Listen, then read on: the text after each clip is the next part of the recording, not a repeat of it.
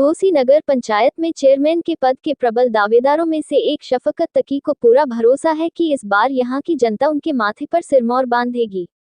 शफकत तकी का मानना है कि जनता इनके बहकावे में नहीं आने वाली। 11 तारीख को यहां की जनता जहाज पर मोहर लगाकर उन्हें ही विजयी बनाएगी।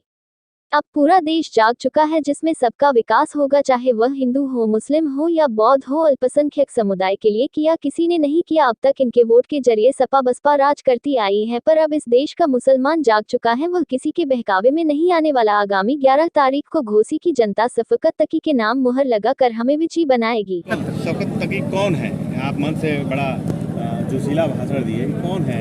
लोग क्या समझे? जहाँ भारतीय जनता पार्टी के प्रत्याशी हैं, अब्दुल कयूम है, समाजवादी पार्टी से, आपका क्या?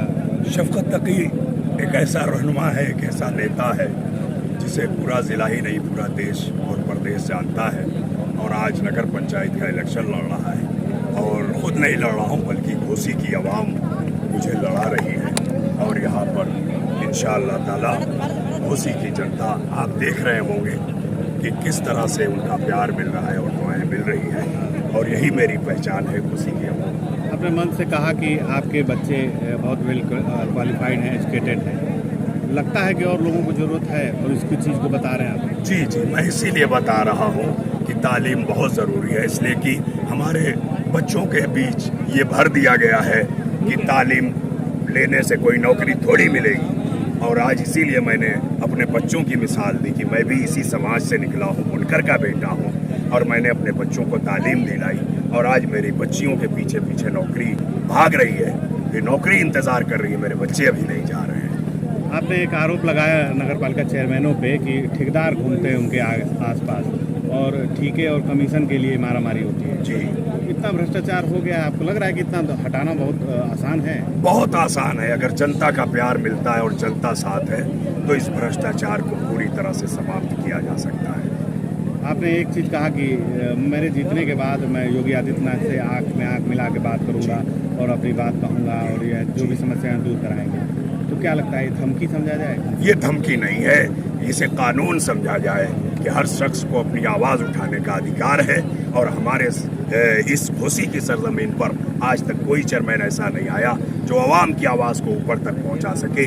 इसका मतलब यही है कि मैं घोसी की जनता की बात हर हाल में लखनऊ तक पहुंचा के रखूँगा, चाहे इसके लिए जितनी भी रुकावटें और बाधाएं आएंगी उसको दूर करके अपनी आवाज़ को। छात्रवृत्ति को लेके आपने कहा बहुत बड़ी समस्या, छात्रवृत्ति आ नहीं रही है और जो भी आती है वो मेरिट पे आती है। तो आपको लगता है कि बहुत आसान है, जैसे जिस तरह से आपने वादे किए कि मैं छात्रवृत्ति के लिए काम करूँगा, बहुत आसानी से उसको दिलाऊंगा, तो आपको लगता है कि अभी तक बहुत लोगों को छात्रवृत्तियाँ नहीं मिल पाती है? बहुत लोगों को, इसलिए कि व्यवस्था खराब है।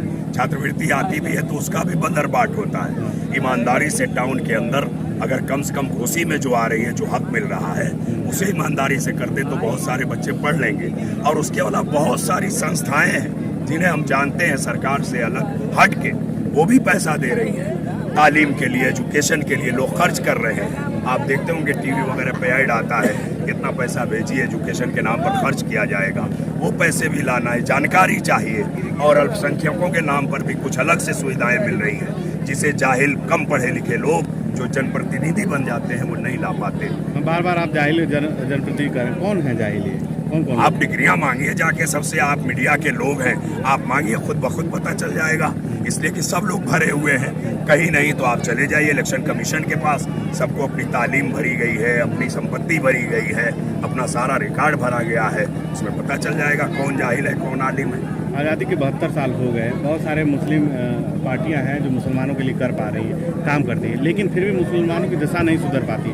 क्या लगता है, क्या कमियां हो जाती हैं कि मुसलमान सुधर नहीं? सबसे बड़ी कमी यही है कि मुसलमानों को डरा के रखा गया है, भारतीय जनता पार्टी से डराया जाता है। इस सरकार में भी डर लग रहा है? हाँ, बिल्कुल बिल्कुल, भय की स्थिति है, डर है, खौफ है।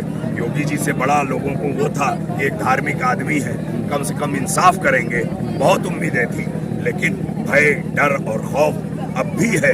और आप देख सकते हैं अभी ईद गुजरी है और ईद की रात भी हम लोगों ने, जो हमारी पसंदीदा खुराक है गोश्त, प्रतिबंधित नहीं है भैंस का गोश्त, लेकिन ऐसे लिया है जैसे बहुत बड़ा प्रतिबंधित जानवर काटा गया हो। कोई 2 बजे लेके आ रहा है, कोई 2:30 बजे। ये भय और डर नहीं है तो और क्या। कोई ऐसा काम बता दीजिए जो आपके जहन में है, जो छूट रहा है, जो बहुत जरूरी है बस्तियों के लिए। सबसे बच्चियों के लिए बस्तियों के लिए काम, सबसे बड़ा काम घोसी नगर में नगर से पानी की निकासी का किसी ने नहीं किया। और जब से मैंने ये मुद्दा उठाया सब उठाने लगे, इसलिए कि सारी बस्तियां ये डूबी रहती हैं बरसात में। ये सामने जो पक्के मकान देख रहे हैं इसमें 3-3 फीट पानी रहता है। तो सबसे ज़रूरी काम घोसी के नगर से बरसात के पानी को निकालना है, ताकि इस बाढ़ की समस्या से, गंदगी की समस्या से लोग। मेरी बेटी ने वो तालीम हासिल की, मेरी दूसरी बेटी लखनऊ यूनिवर्सिटी से इंजीनियरिंग की 90% प्लस करके वो भी अपने डिपार्टमेंट में टॉप रही। और नौकरियां उसके पीछे ऐसे आ रही है, वो पूछ रही है पापा यहाँ जाए कि वहां जाए कि वहां जाए। बच्चों ये मत सोचो नौकरी नहीं मिलेगी, तालीम हासिल करो, नौकरी तुम्हारे पीछे